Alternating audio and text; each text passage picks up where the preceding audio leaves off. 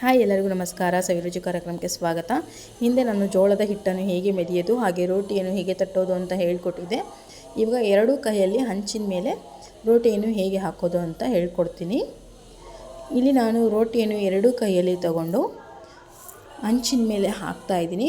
ನನ್ನ ಕೈಗಳು ಹಂಚಿಗೆ ತಾಗದೇ ಇರೋ ಥರ ಹಿಂದಕ್ಕೆ ತೊಗೊಬೇಕು. ಒಂದೇ ಕೈಯಲ್ಲಿ ಹಾಕಿದ್ರೆ ಅದು ಚೆನ್ನಾಗಿ ಬರಲ್ಲ. ಸೊ ಹಾಗಾಗಿ ನಾನು ಎರಡೂ ಕೈಯಲ್ಲಿ ಹಾಕ್ಕೊತಾ ಇರೋದು.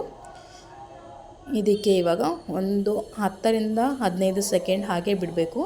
ನಂತರ ಇಲ್ಲಿ ನಾನು ಒಂದು ಬಟ್ಟೆಯಲ್ಲಿ ತಣ್ಣೀರನ್ನು ತಗೊಂಡು ರೋಟಿಗೆಲ್ಲ ಹಚ್ಕೊತಾ ಇದ್ದೀನಿ.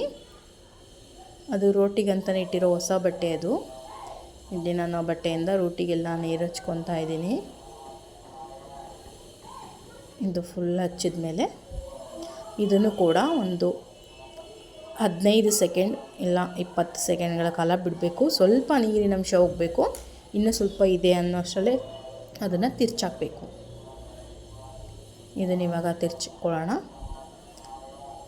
ಕೆಳಗಡೆ ನೀರಿನ ಅಂಶ ಹೋಗೋದು ಬೇಡ. ಹಾಕಿದ್ದೀವಿ ಅನ್ನೋ ಒಂದು 10 ಸೆಕೆಂಡಲ್ಲೇ ಮತ್ತೆ ಅದನ್ನು ತಿರ್ಚಾಕೊಳ್ಳೋಣ. ಇಲ್ಲ ಅಂದರೆ ತುಂಬ ಹೊತ್ತು ಬಿಟ್ಟರೆ ಅದು ಗೆರೆ ಥರ ಬರುತ್ತೆ, ರೋಟಿ ಚೆನ್ನಾಗಿ ಬರಲ್ಲ. ಅದಕ್ಕಾಗಿ ಒಂದು 10 ಸೆಕೆಂಡ್ಗಳ ಕಾಲ ಆದ ನಂತರ ತಿರ್ಚಿಕೊಂಡ್ರೆ ಸಾಕು.